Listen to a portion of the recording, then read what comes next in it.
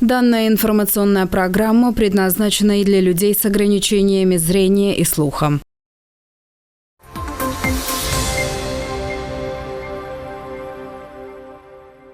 Здравствуйте! В эфире новости на канале АТВ. В студии Елена Янак. Основные новости на сегодня. Глава Гагаузии подписала распоряжение о создании кризисного штаба для оказания помощи соотечественникам из Израиля.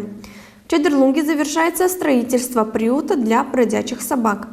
Духовой оркестр главы Гагаузии участвовал в Национальном дне вине в Каушанах. Как у молодежи развивают лидерские качества? Подробнее в сюжете.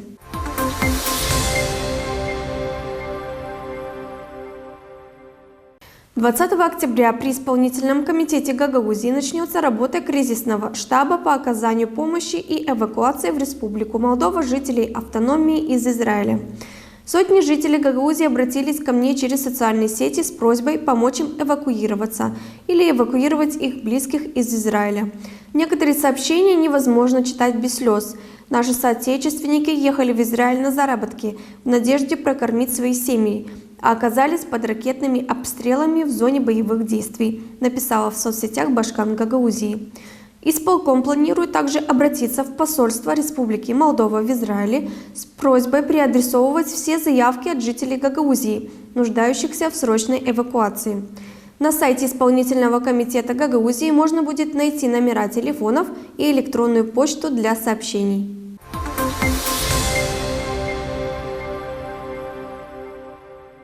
В Чедерлунге завершаются работы по строительству приюта для бездомных животных. На следующей неделе начнутся мероприятия по отлову агрессивных собак. Вопрос о строительстве приюта был рассмотрен и утвержден советниками в мае текущего года. Советом также принято решение открыть специальный счет при примарии муниципии Чедерлунга для добровольных пожертвований от физических и юридических лиц с целью постоянного функционирования приюта и для его содержания. Реквизиты можно найти на официальном сайте муниципия. В Камрате также продолжаются работы по созданию условий для приюта, которые позволят содержать 150 бродячих собак. Для строительства приюта в Камрате для временного содержания бездомных животных из бюджета муниципия было выделено около 300 тысяч леев. Финансовую помощь в организации работ оказали и волонтеры-защитники животных, которые на всех этапах работали совместно с городскими властями. Волонтеры также провели ряд акций по сбору средств для строительства питомников в муниципии Камрат.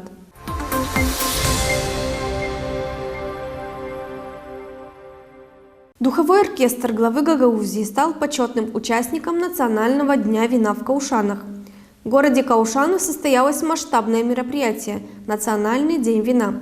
Программа мероприятия включала парад участников, хор участников парада, конкурс «Лучшая презентация импровизированного крестьянского хозяйства», фестиваль «Фанфар». В качестве почетного участника фестиваля примария города Каушаны пригласила духовой оркестр главы Гагаузии, который пропагандирует музыкальную культуру гагаузского народа и народов, населяющих регион, а также выступает за возрождение гагаузского фольклора.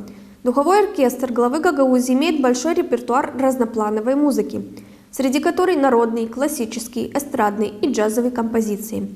Коллектив оркестра – участник различных международных и республиканских фестивалей, конкурсов и концертов, неоднократно становился призером и обладателем различных гран-при.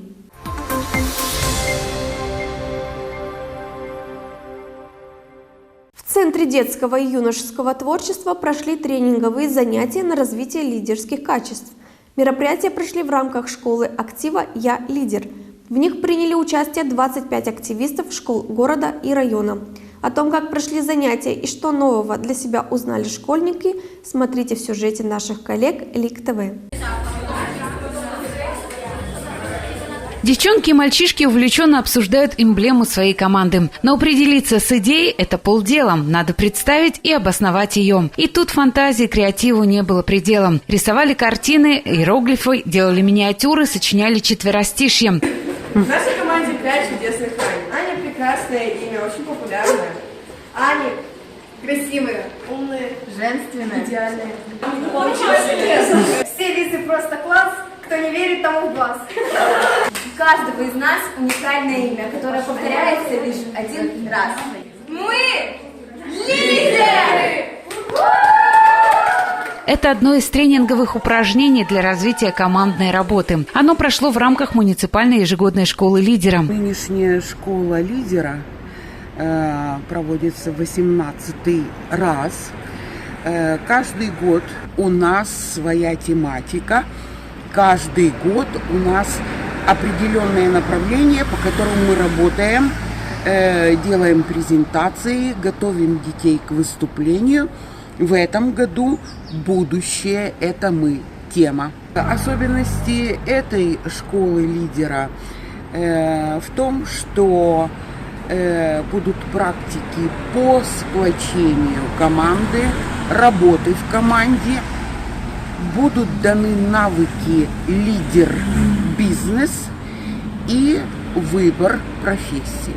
Обсуждали в этот день и тему бизнеса в Приднестровье. Своим личным опытом поделилась педагог-психолог и предприниматель в одном лице Анна Носова. Ребята узнали об основных азах предпринимательства, что нужно, чтобы открыть свой бизнес. Говорили о том, насколько перспективно развивать свое дело в Приднестровье. И тут развернулись бурные дискуссии. В каких-то больших городах было сложно развить, но если ты его развиваешь, то у нас зарплаты не такие хорошие, чтобы строить бизнес. То есть, какой бизнес? По продукции, то есть торгово-промышленный, можно, это самое популярное, но тем не менее этого достаточно у нас. А если какие-то развлекательные с целью развить, развлечь народ, то у нас это не будет популярно из-за нехватки денег, нехватки средств. У нас в Приднестровье небольшая численность населения, и это, наоборот, помогает развить бизнес.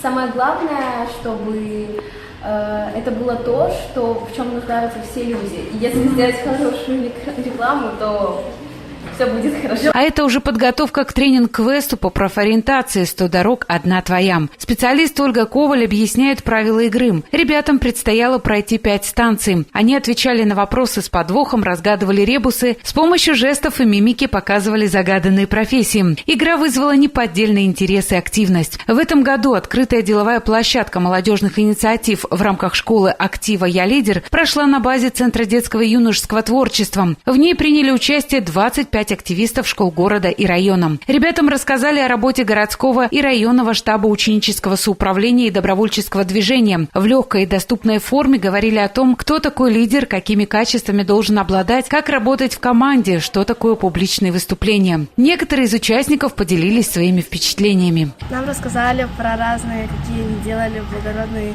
мероприятия, как они помогали детям, которым трудно, которые заболели. И рассказывали новую информацию, которую до этого я не знала. Мне кажется, лидером хочет стать каждый, но все-таки это надо развивать. Сегодняшнее мероприятие было в игровой форме, что помогало усваивать материал, который нам давали, и просто было весело. В школе лидера постоянно происходят какие-то интересные события. Например, сейчас нас обучали тому, что хорошего в бизнесе, почему стоит начать бизнес, прям по пунктам. И у меня даже в какой-то степени появилось желание стать бизнесменом. Каждое такое событие дает частичку знаний, помогает, можно сказать, подготовиться к будущей взрослой жизни. Всем участникам школы актива «Я лидер» вручили благодарственные письма Рыбницкого управления народного образования. Ирина Шлева, Олег Слободенюк, Лик ТВ.